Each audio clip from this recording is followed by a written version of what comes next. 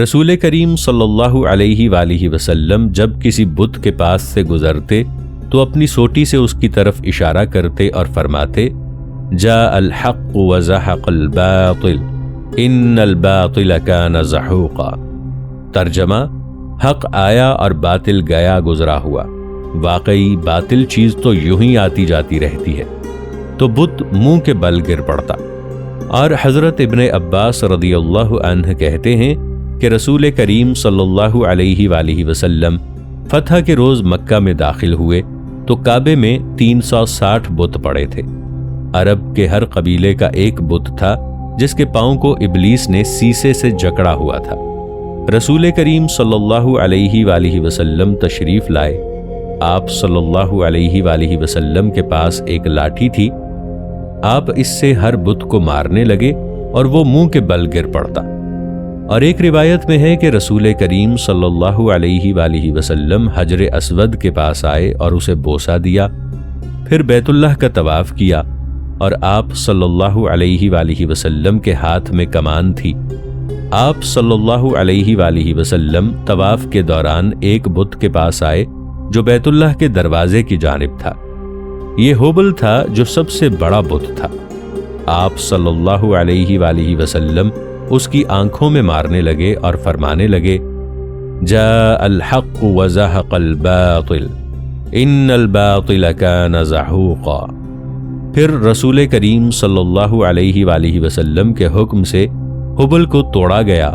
اس وقت ابو سفیان بن حرب موجود تھا۔ اسے حضرت زبیر رضی اللہ عنہ بن العوام نے کہا ہوبل توڑ دیا گیا ہے، احد کے روز تمہیں بڑا غرور تھا اور تیرا خیال تھا کہ اس نے انعام کیا ہے۔ ابو سفیان نے جواب دیا ابن العوام ان باتوں کو چھوڑیے، اگر محمد صلی اللہ علیہ وآلہ وسلم کے معبود کے ساتھ کوئی اور معبود ہوتا تو جو کچھ ہوا ہے وہ نہ ہوتا۔ کعبے سے تصویروں کا مٹانا۔ صحیح بخاری میں ہے کہ رسول کریم صلی اللہ علیہ وآلہ وسلم جب مکہ میں آئے تو آپ صلی اللہ علیہ وآلہ وسلم نے بیت اللہ میں بتوں کی موجودگی میں داخل ہونے سے انکار کر دیا۔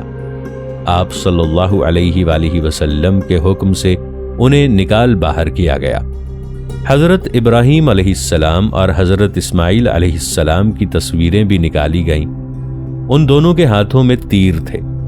رسول کریم صلی اللہ علیہ وآلہ وسلم نے فرمایا اللہ مشرکوں کا ستیہ ناز کرے، یہ جانتے تھے کہ انہوں نے کبھی ان سے قسمت کا حال معلوم نہیں کیا تھا۔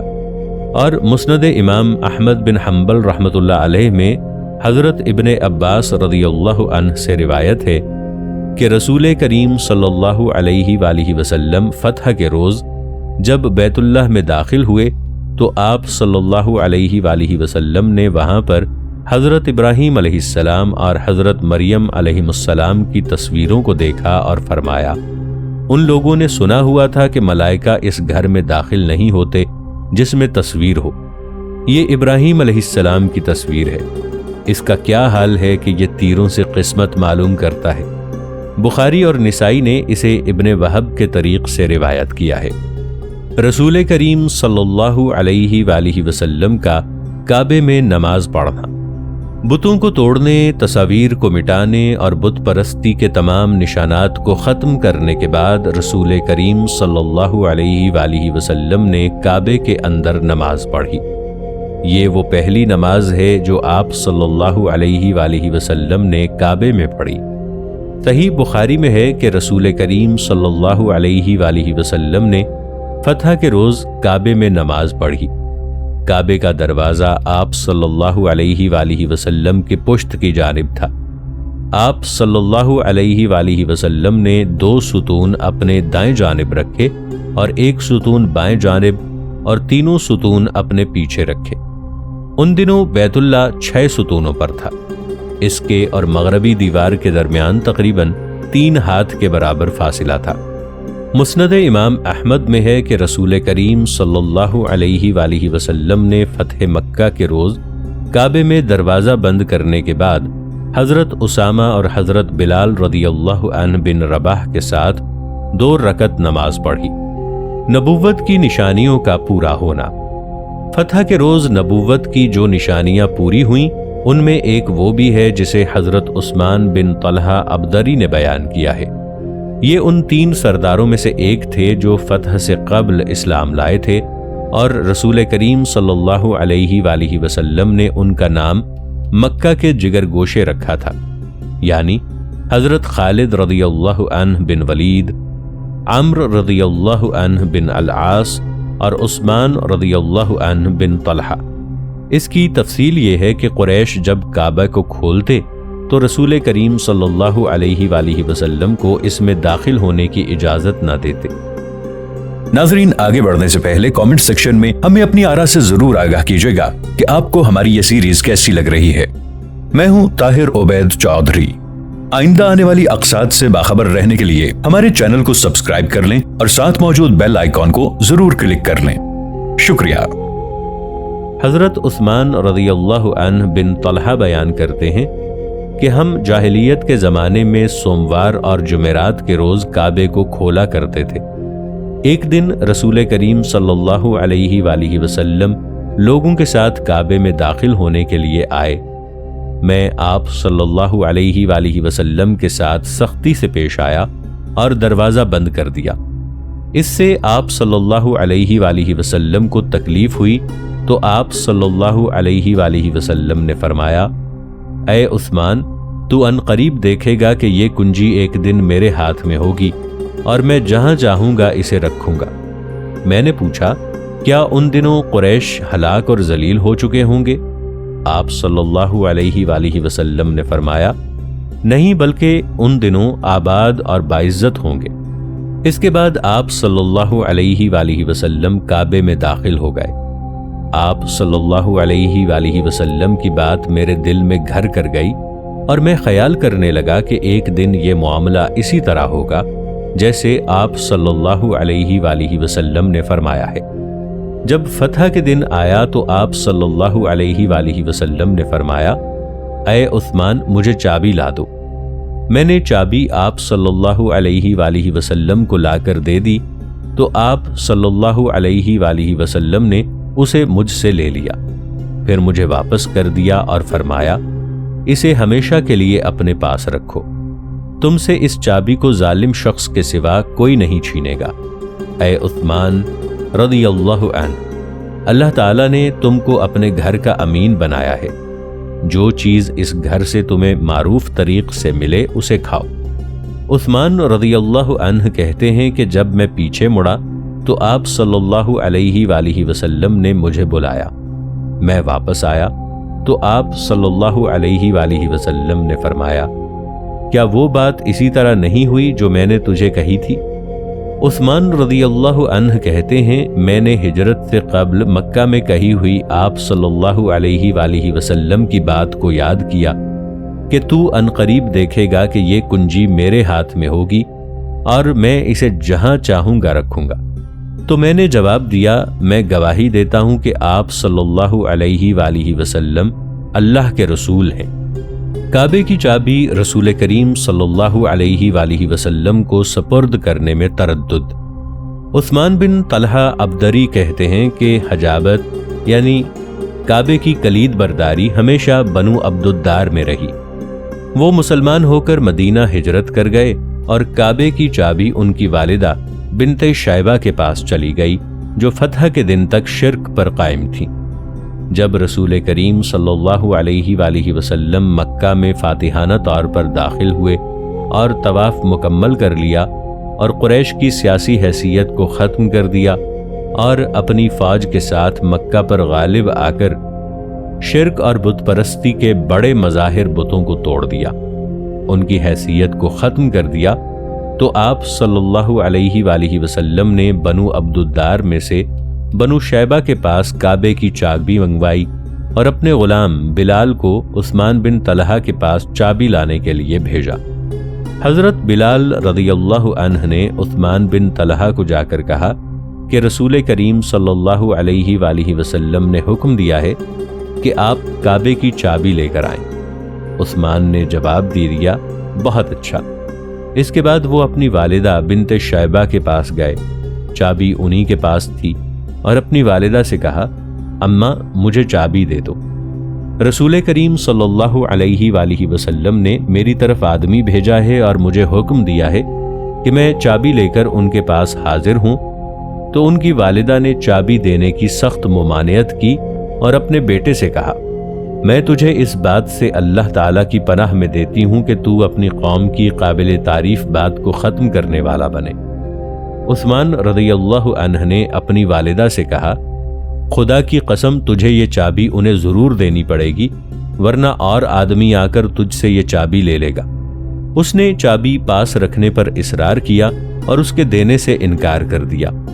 پھر اس نے اسے اپنے نیفے میں ڈال دیا اور کہنے لگی، کون سا آدمی اس جگہ اپنا ہاتھ داخل کرے گا؟ ابھی عثمان بن طلحہ عبدری اپنی ماں کو رضامند کرنے کی کوشش کر رہے تھے کہ وہ چابی رسول کریم صلی اللہ علیہ وآلہ وسلم کے سپرد کرے، اور وہ برابر انکار کر رہی تھی کہ اس نے گھر میں اچانک حضرت ابو بکر رضی اللہ عنہ اور حضرت عمر رضی اللہ عنہ کی آواز کو سنا۔ جب حضرت عمر رضی اللہ عنہ نے دیکھا کہ عثمان رضی اللہ عنہ دیر کر رہے ہیں تو انہوں نے بلند آواز سے کہا، عثمان میرے پاس آؤ۔ عثمان کی والدہ خوفزدہ ہو گئیں کیونکہ حضرت عمر رضی اللہ عنہ قریش پر بڑے سخت گیر تھے۔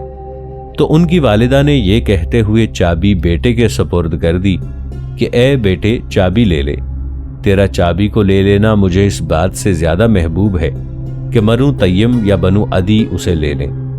عثمان چابی لے کر رسول کریم صلی اللہ علیہ وآلہ وسلم کے پاس لے آئے اور آپ صلی اللہ علیہ وآلہ وسلم کو دے دی۔ آپ صلی اللہ علیہ وآلہ وسلم نے کعبے کو کھولا، پھر اس میں داخل ہوئے، جس کی تفصیل اس سیریز میں بیان کی جا چکی ہے۔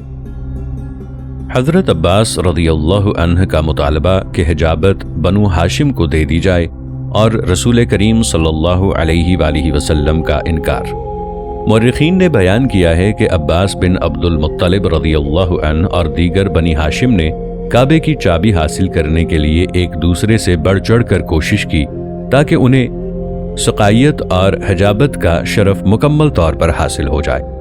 حضرت عباس رضی اللہ عنہ بن عبد المطلب نے، جو مکہ میں بنی ہاشم کے خاندان کے سردار تھے، اپنا ہاتھ پھیلا کر کہا، یا رسول اللہ صلی اللہ علیہ وآلہ وسلم، آپ پر میرے ماں باپ قربان ہوں، حجابت اور سقائیت ہمارے ہاں اکٹھی کر دیجئے۔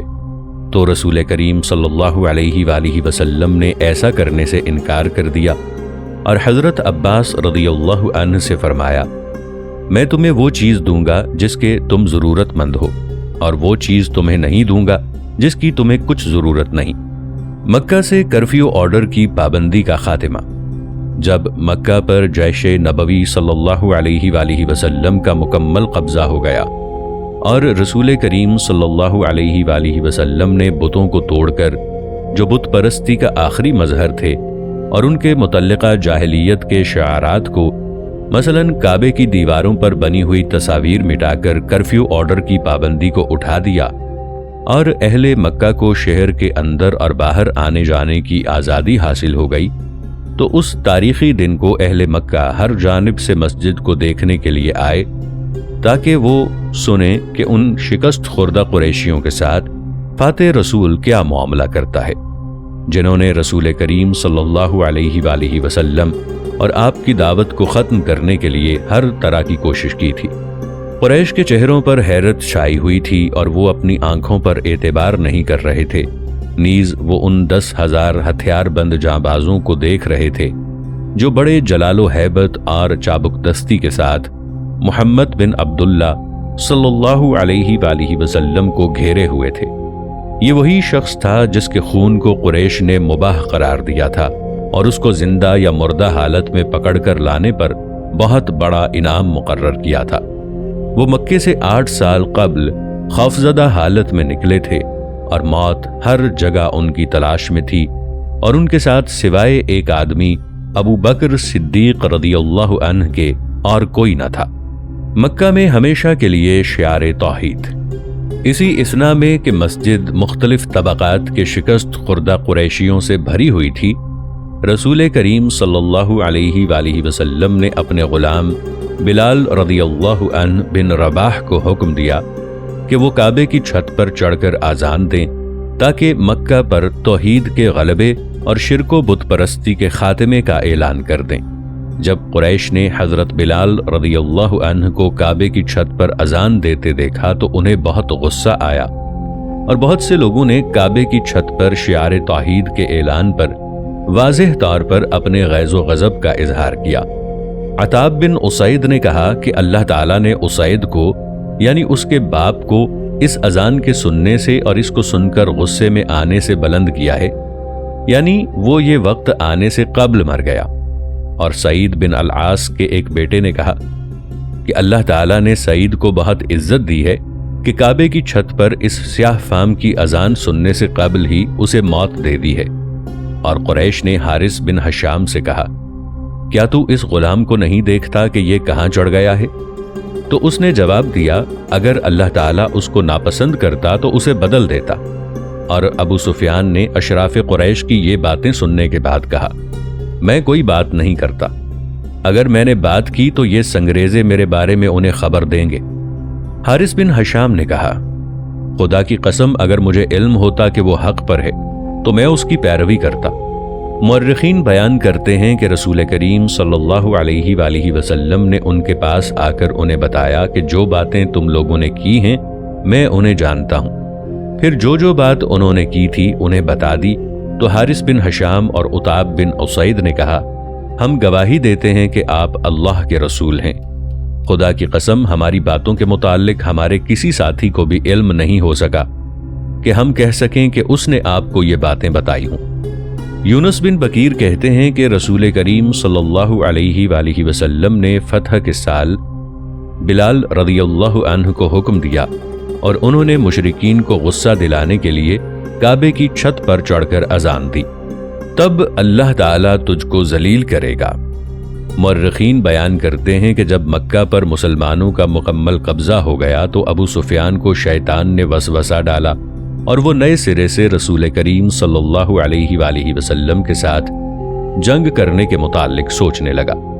اللہ تعالیٰ نے اپنے نبی صلی اللہ علیہ وآلہ وسلم کو ابو سفیان کے اس خیال سے آگاہ کر دیا تو اسی گھڑی وہ آپ پر مخلصانہ طور پر ایمان لے آیا۔ بیہقی اور اصحاب المغازی نے یہ بات ابو سفیان کی زبانی یوں بیان کی ہے کہ فتح مکہ کے بعد ابو سفیان نے رسول کریم صلی اللہ علیہ وآلہ وسلم کو چلتے دیکھا اور لوگ آپ صلی اللہ علیہ وآلہ وسلم کے پیچھے پیچھے چل رہے تھے، تو اس نے اپنے دل میں کہا، کاش تو دوبارہ اس شخص سے جنگ کرتا۔ تب رسول کریم صلی اللہ علیہ وآلہ وسلم نے آ کر ابو سفیان کے سینے پر ہاتھ مار کر فرمایا، تب اللہ تعالیٰ تجھے ذلیل کرتا۔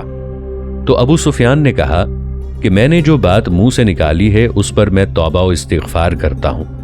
اور ابن سعد نے واقدی سے بیان کیا ہے کہ ابو سفیان فتح مکہ کے بعد بیٹھا ہوا تھا تو اس نے اپنے دل میں کہا، کاش میں محمد صلی اللہ علیہ وآلہ وسلم سے جنگ کرنے کے لیے کوئی فوج اکٹھی کرتا۔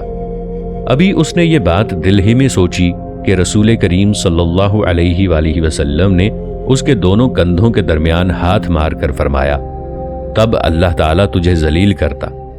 ابو سفیان کہتا ہے، میں نے سر اٹھایا تو رسول کریم صلی اللہ علیہ وآلہ وسلم میرے سر پر کھڑے تھے۔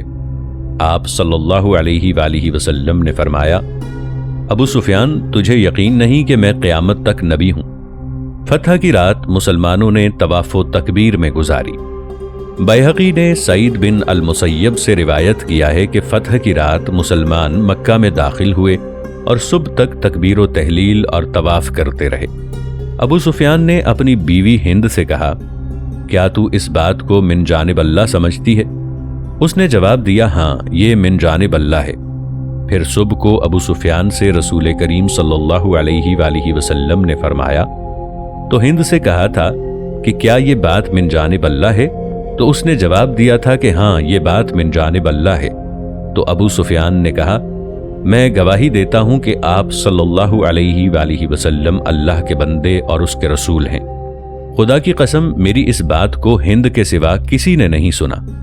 فتح مکہ پر ابلیس کا غم۔